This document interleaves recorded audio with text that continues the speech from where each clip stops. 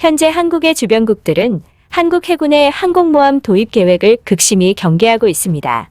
그 중에서도 가장 경계하고 있는 나라는 일본인데요. 왜냐하면 일본은 자기들 때문에 한국에서 항모를 도입해야 한다는 의견이 처음으로 제기된 것을 알고 있기 때문입니다. 때는 1996년이었습니다. 한국은 대양해군 건설과 관련해 안병태 당시 해군참모총장은 한국군 역사상 최초로 20여 기의 수직이 착륙기를 운용할 수 있는 경항모 도입 계획을 김영삼 대통령으로부터 제가받았습니다.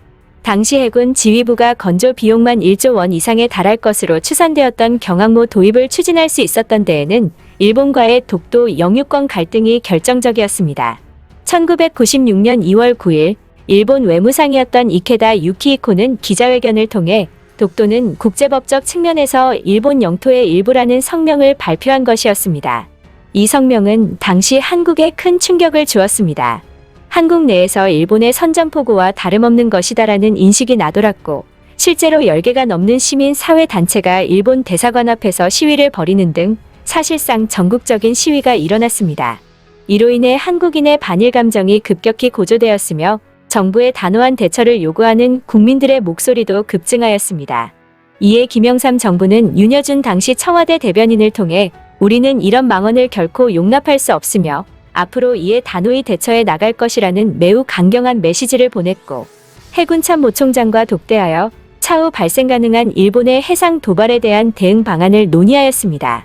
그 과정에서 한국의 해군 전력이 일본의 10% 수준에 불과하다는 사실을 인지하게 된 김 대통령은 일본 해상자위대에 효과적으로 대응할 수 있는 방안을 문의하였고 안제독은 일본에 대응하기 위해 한국형 항모의 확보가 무엇보다 시급하다고 보고했다는 사실이 알려졌습니다. 그 결과 대통령 지시로 2만 톤급의 항모와 6척의 구축함 그리고 6대의 대형 헬기로 구성된 함대 전력에 대한 건설 계획이 2012년 완료를 목표로 조기 추진되기에 이른 것입니다. 하지만 이러한 해군의 항모 도입 추진은 국방부와 합참의 즉각적인 반대에 직면하였으며 이로 인해 이듬해인 1997년 3월 중기 계획에 포함되었던 경항모 건조 연구개발비가 전액 삭감되는 상황이 발생하였습니다. 야심차게 시작되었던 해군의 항모 도입 계획이 갑작스레 무산되기에 이른 것입니다. 당시 군이 밝힌 항모 도입 반대의 원인은 이렇습니다. 바로 항모 도입이 중국 및 일본 등 주변국과 불필요한 갈등을 야기할 수 있다는 것이었습니다. 현존하는 가장 강력한 해상 공격 전력 중의 하나인 항모를 한국이 도입할 경우 주변국들과의 긴장 관계가 고조될 뿐만 아니라 주변국들의 급격한 해군 군비 증강을 야기하여 지역 안보를 더욱 위태롭게 할 수 있다는 것이죠. 그러나 이제는 주변국과 불필요한 갈등을 야기하는 한이 있더라도 항모를 도입해야 한다는 의견에 힘이 실리고 있습니다. 일본은 한국 영토에 대한 야욕을 일절 버리고 있지 않고 있으며 역사 왜곡 등의 일본의 도발 수위는 지켜야 할 선을 넘을 정도로 격화되고 있기 때문입니다. 해군은 반드시 항모를 도입해서 이러한 도발에 맞서야 한다고 주장하고 있고 일본의 도발에 철저히 응징하겠다는 의지를 가감없이 드러내고 있습니다. 예전에는 군 무기체계를 도입할 때 일본을 직접적으로 거론하지 않고 독도로 돌려 말했었는데 현재는 공식 자료에서 대놓고 일본을 거론하며 잠재적 충돌 가능성까지 언급하고 있습니다. 해군은 항공모함 도입 사업을 소개하며 현재의 상황에 대해 다음과 같이 말했습니다. 현재 안보 환경의 불안정성과 불확실성이 증대되고 있다. 권익을 확대하려는 일본과 외교 군사적 갈등이 증폭될 가능성이 높아지고 있다. 일본은 해양권익 확대를 위해 이즈모함을 항공모함으로 개조했고 방위백서에 일본의 영토를 지키기 위한 것이라고 하였다. 일본은 동해를 일본의 바다, 독도를 일본 땅이라고 주장한다. 우리 해군은 장래에 발생 가능한 위험과 모든 위협에 대비하는 군사력을 준비할 것이다. 즉, 항모는 북한이 아니라 명백하게 일본과 중국을 겨냥하고 있는 것입니다.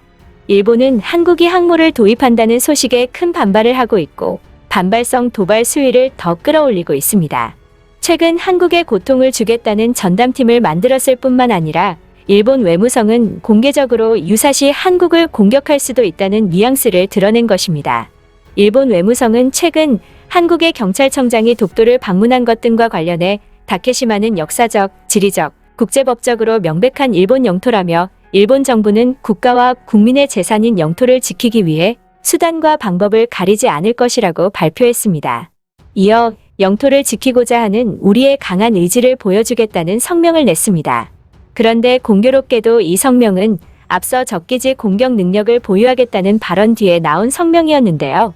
이는 누가 보더라도 전반적인 문맥의 흐름상 한국이 독도를 계속 자기 땅이라고 우기면 한국에 무력 위협을 가할 수도 있다는 뜻으로 해석할 수밖에 없습니다. 즉, 일본은 정말 피할 수 없다면 한국과 무력 충돌까지 상정하고 있다는 것이죠. 그러나 우리 정부는 한치도 물러서지 않고 일본에 맞설 준비를 하고 있습니다. 이와 관련 최근 청와대에서 나온 문재인 대통령의 발언은 일본을 충격에 휩싸이게 하기에 충분했는데요. 문재인 대통령은 20일 청와대에서 김정수 해군 참모총장에게 반드시 절치부심의 자세를 가지라고 말했습니다.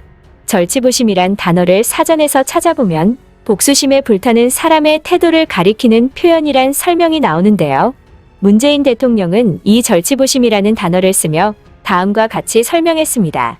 오늘은 한 가지 이야기만 특별히 더 하고 싶은데 그것은 절치부심이다라며 이를 갈고 가슴에 새기면서 치욕이나 국난을 되풀이하지 않겠다는, 그러기 위해 제대로 대비하고 힘을 기르는 정신 자세이다 라고 직접 친절하게 풀이까지 했습니다. 이어 문 대통령은 우리 역사를 되돌아보면 우리에게 절치부심의 정신 자세가 부족한 부분이 많았다는 생각을 늘 한다면서 우리가 임진왜란 7년 동안 그토록 큰 국난을 겪고 치욕을 겪었다면 그 이후에는 다시는 그런 일을 겪지 않도록 우리 군사력을 강화시키고 국력을 키워야 되는데 그러지 못했다는 점을 회한처럼 지적했습니다. 문 대통령의 절치부심론은 일제 감정기 이야기로 이어졌습니다. 결국 나라를 잃고 35년간 일제 식민지 생활을 해야 했다. 2차 대전 종전으로 해방됐지만 남북으로 분단, 동족상잔의 전쟁이 나고 유엔군 참전으로 겨우 나라를 지켰다며 그렇게 전쟁이 끝났다면 정말 우리 힘으로 국방을 지키고 동북아 안정평화까지 이루는 강한 국방력을 가지는데 절치부심해야 마땅하다고 강조했습니다. 즉, 해군 참모총장에게 절치부심을 강조한 문재인 대통령의 의중은 일본이 만약에라도 무력 도발을 하여 다시 한번 한국 영토를 탐한다면 복수심에 불타는 국가의 크나큰 응징을 당할 수 있다라고 해석할 수 있는 것입니다. 이에 일본은 큰 충격을 받았는데요. 임기 말 일본 유화 정책을 피는 것 아니었나, 절치부심이라는 단어를 쓴 것은 일본과 전쟁을 하겠다는 것이다, 미국에 중재 요청해야 한다라는 반응을 보이며 두려움을 나타냈습니다. 또한 여기서 끝이 아니었습니다. 문재인 대통령은 김정수 해군 참모총장에게 꼭 한국형 항공모함 사업을 성공시키라고 당부했는데요. 일본은 한국의 항공모함이 예산상의 난관에 봉착하여 사업을 접는 줄로 알고 있었는데 대통령이 직접 총장에게 일본에 맞설 수 있는 한국형 항모를 만들라고 아예 못을 박아버린 것입니다. 일본은 지금처럼 도발을 이어나가다가는 언젠간 그 대가를 치를 것입니다. 끝까지 시청해주셔서 감사합니다. 가시기 전 구독과 좋아요 부탁드립니다.